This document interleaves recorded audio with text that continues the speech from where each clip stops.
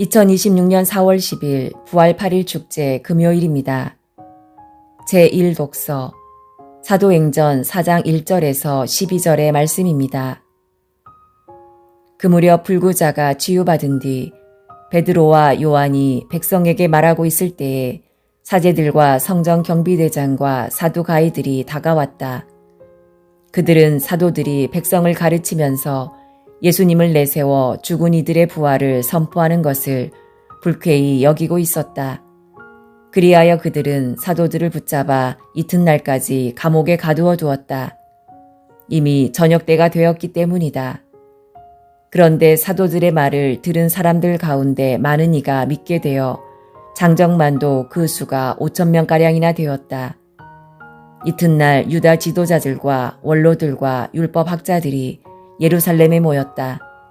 그 자리에는 한나스 대사제와 가야파와 요한과 알렉산드로스와 그 밖에 대사제 가문 사람들도 모두 있었다.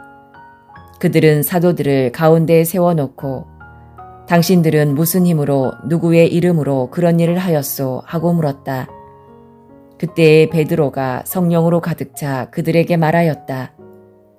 백성의 지도자들과 원로 여러분, 우리가 병든 사람에게 착한 일을 한 사실과 이 사람이 어떻게 구원받았는가 하는 문제로 오늘 신문을 받는 것이라면 여러분 모두와 온 이스라엘 백성은 이것을 알아야 합니다. 나자렛 사람 예수 그리스도의 이름으로 곧 여러분이 십자가에 못 박았지만 하느님께서 죽은 이들 가운데에서 다시 일으키신 바로 그분의 이름으로 이 사람이 여러분 앞에 온전한 몸으로 서게 되었습니다. 이 예수님께서는 너희 집 짓는 자들에게 버림을 받았지만 모퉁이의 머릿돌이 되신 분이십니다. 그분 말고는 다른 누구에게도 구원이 없습니다. 사실 사람들에게 주어진 이름 가운데에서 우리가 구원받는 데에 필요한 이름은 하늘 아래 이 이름밖에 없습니다. 주님의 말씀입니다. 화답송 집 짓는 이들이 내버린 돌, 모퉁이의 머릿돌이 되었네. 주님은 좋으신 분, 찬송하여라. 주님의 자애는 영원하시다. 이스라엘은 말하여라. 주님의 자애는 영원하시다.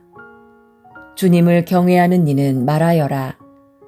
주님의 자애는 영원하시다.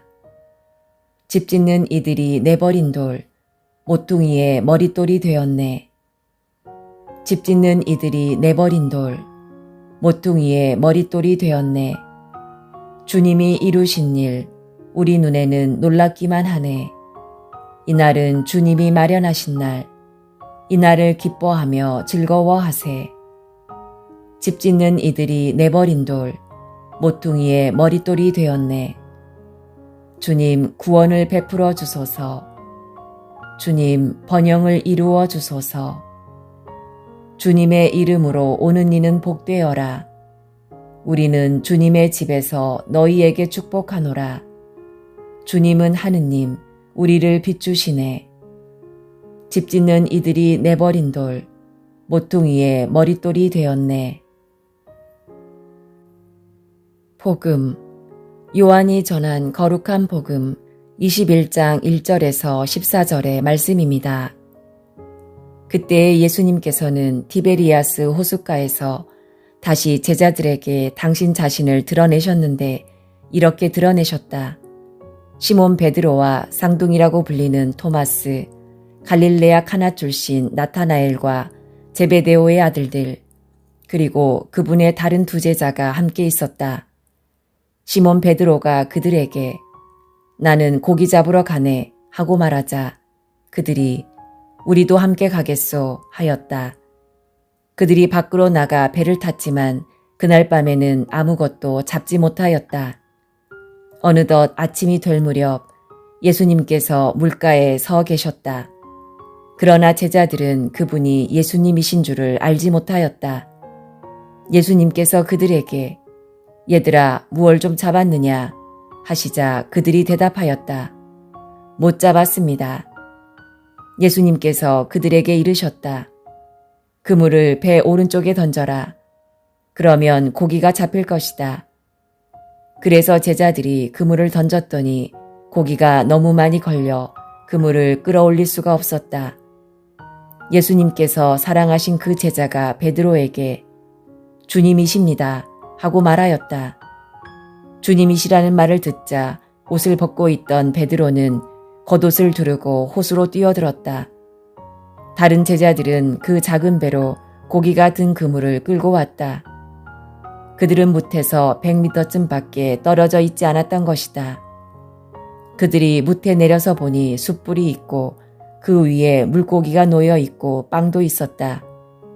예수님께서 그들에게 말씀하셨다. 방금 잡은 고기를 몇 마리 가져오너라. 그러자 시몬 베드로가 배에 올라 그물을 무트로 끌어올렸다. 그 안에는 큰 고기가 153마리나 가득 들어 있었다. 고기가 그토록 많은데도 그물이 찢어지지 않았다. 예수님께서 그들에게 와서 아침을 먹어라 하고 말씀하셨다. 제자들 가운데에는 누구십니까? 하고 감히 묻는 사람이 없었다. 그분이 주님이시라는 것을 알고 있었기 때문이다.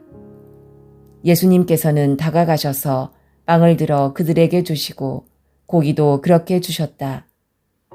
이렇게 예수님께서는 죽은 이들 가운데에서 되살아나신 뒤에 세 번째로 제자들에게 나타나셨다. 주님의 말씀입니다. 오늘의 묵상. 오늘 복음은 부활하신 예수님께서 제자들 앞에 나타나신 모습을 전합니다. 예수님의 순환을 눈앞에서 본 제자들은 깊이 좌절하고 절망하여 다시 일상으로 돌아가 버린 듯합니다. 예수님과 함께 보냈던 시간은 이제 과거의 추억으로만 남아버렸는지도 모릅니다. 바로 그 자리에 부활하신 예수님께서 찾아오십니다. 제자들 삶의 자리, 그들이 있는 바로 그곳에 오십니다. 흥미로운 것은 부활하신 주님께서 나타나시는 모습이 처음 제자들을 부르시던 장면과 매우 닮았다는 점입니다. 빈 그물, 허탈한 마음, 밤새 수고하였지만 얻은 것이 없는 자리에서 예수님께서는 다시 새로운 시작을 여십니다. 이것이 바로 부활의 신비입니다. 예수님께서는 제자들을 다시 부르시며 그들에게 기쁨에 찬 새로운 삶을 허락하십니다. 복음 환호성의 시편이 노래하듯이 제자들은 이제 주님께서 마련해 주시는 하루하루의 날들을 기뻐하고 즐거워하며 살아갈 수 있게 됩니다. 무엇보다 눈여겨볼 것은 예수님께서 그 누구에게도 과거를 따져 물으시지 않는다는 점입니다. 당신을 모른다고 부인한 베드로에게도 두려움에 떠나버린 다른 제자들에게도 주님께서는 질책보다 희망을 먼저 건네십니다. 처음 부르실 때 그들의 신분도 능력도 물으시지 않았던 것처럼 새롭게 부르실 때도 과거의 실패는 결정적 조건이 되지 않았습니다. 중요한 것은 지나간 과거가 아니라 하느님의 자비 안에서 새롭게 열리는 현재이며 그 현재에 우리가 다시 응답하는 일입니다.